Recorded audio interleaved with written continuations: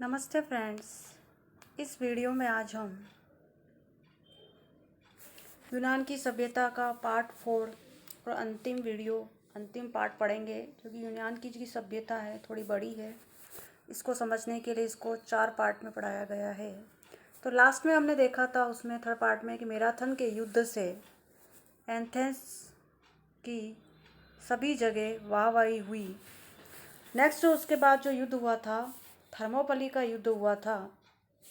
दारा के उत्तराधिकार पुत्र जेरेक्सिस ने 480 ईसा पूर्व में 5 लाख सैनिकों को यूनान पर आक्रमण करने भेजा। वह अपनी हार का बदला भी लेना चाहता था।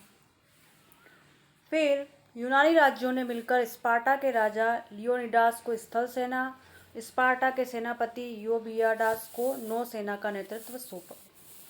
अब क्या हुआ, थर्मोपली के दर्रे के पास लियोनिडास ने अपने 10,000 सैनिकों के साथ फारस की सेना को रोकने का प्रयास किया था।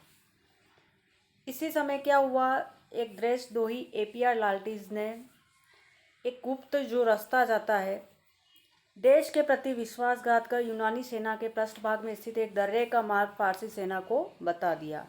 तो जैसे ही फारसी सेना ने इस मार्ग को देखा तो उसने आगे और पीछे की तरफ से चारों तरफ से यूनानी सेना को घेर लिया और लियोनिडास अपने संपूर्ण सेना सहित वीरतापूर्वक युद्ध करते हुए मारा गया। एथेंस पर अधिकार कर एथेंस को पूरा जला दिया गया था। सेलेमिस का युद्ध। इसके बाद एथेंस के नेता थर्मिस्टोक्लीज ने सेलेमिस के जल युद्ध में फारसी जहाजी बेड़े को पराजित किया और फिर जेरेक्सिस जो वहाँ का शासक का पुत्र था, प्राण बचाकर उसे भागना पड़ा। अब नेक्स्ट जो हुआ था प्लेटिया का युद्ध। यह युद्ध हुआ था स्पार्टा की सेना और फारस की सेना के बीच। स्पार्टा की सेना ने प्लेटिया के युद्ध में फारस के सेनापति को मार डाला और इस युद्ध में यूनान की शानदार विजय हुई। अब फारस की सेना का एक युद्ध माइकल नामक स्थान पर हुआ, इसलिए माइकल युद्ध कहते हैं। एथेंस की सेना ने फारसी सेना को माइकल के युद्ध में पूरी तरह से पराजित किया।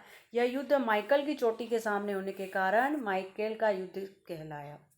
अब क्या किया कि यूनान के जितने भी छोटे छोटे राज्य थे उन सब ने मिलकर एक संघ बनाया कि भविष्य में अगर वापस हमारे ऊपर आक्रमण होता है तो हम सभी मिलकर उसका क्या करेंगे, डटकर मुकाबला करेंगे।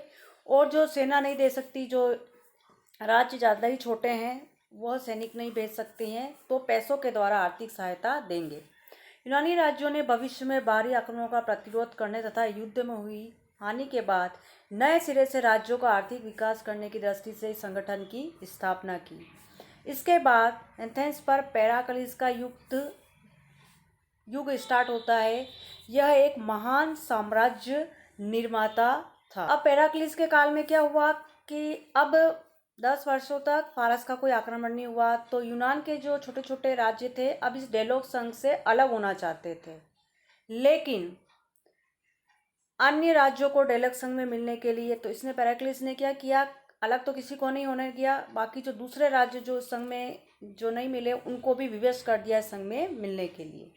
जो पेराक्लिस का युग है वह कला, साहित्य, विज्ञान, जनशक्ति की स्थापना के कारण पेराक्लिस के युग को यूनान का स्वर्ण युग कहा जाता है। अब जो एथेंस था उसका नाम एथेंस क्यों पड़ा, हमने पहले पढ़ा था एंथेना देवी के कारण। तो उसने एथेंस की देवी एंथेना का भी मंदिर बनवाया। पेराक्लिस ने डेलियन संघ के धन को एथेंस के निर्माण के कार्यों में लगा दिया। छोटे राज्य जो वहाँ पैसा देते थे वह पैसा पेराक्लिस ने एथेंस के निर्माण कार्यों में लगा दिया, तो इससे स्पार्टा नाराज हो गया और एथेंस का बढ़ता हुआ प्रभाव स्पार्टा के लिए ईर्ष्या का कारण बना और भविष्य में इन दोनों के बीच में प्रसिद्ध युद्ध हुआ, पेलोपोनेशियन का युद्ध। स्पार्टा व एथेंस के मध्य युद्ध का तात्कालिक कारण क्या था, जब थीबिया ने एथेंस के मित्र राज्य प्लेटिया पर आक्रमण कर दिया तो स्पार्टा ने थीबिया का साथ दिया और यह युद्ध 27 वर्षों तक चलता।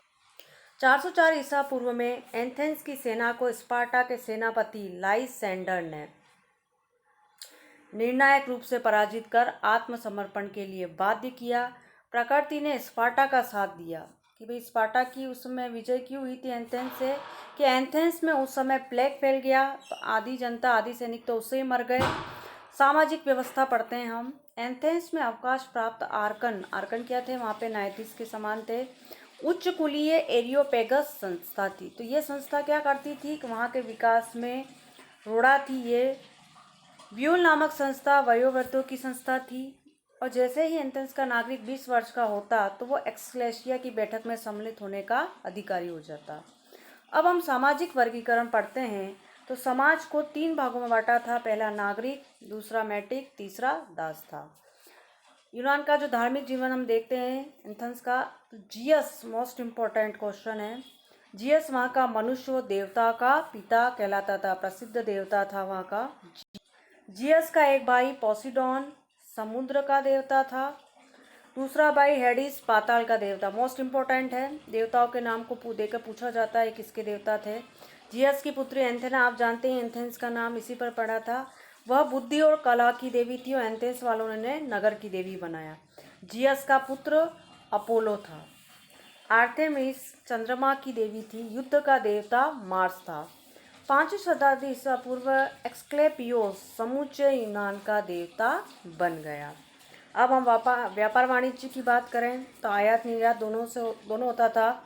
तो निर्यात क्या होता था, मिट्टी के बर्तन, शराब, जैतून का तेल, फर्नीचर आदि वस्तुओं का निर्यात होता, और आयात इत्र, लकड़ी, मिर्च मसाले, वस्त्र, श्रृंगार प्रसाधन की जो सामग्रियाँ थी आयात की जाती थी।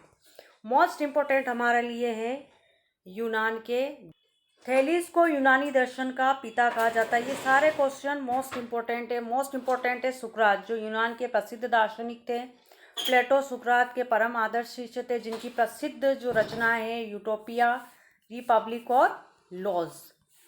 अरस्तु प्रथम दार्शनिक थे जिसने मनुष्य को राजनीतिक प्राणी, तो हम सुकरात, प्लेटो और अरस्तु मोस्ट इम्पोर्टेंट दार्शनिक कह सकते हैं। एनेक्सागोरस पेरिक्लिस का शिक्षक तथा उस युग का बहुत बड़ा दार्शनिक था। यूनानी साहित्य हम देखें तो मोस्ट इम्पोर्टेंट जो महाकवि थे, अंधे थे। आर्यों द्वारा कीट सभ्यता के विनाश की जानकारी हमको होमर की रचना इलियड और ओडिसी से मिलती है।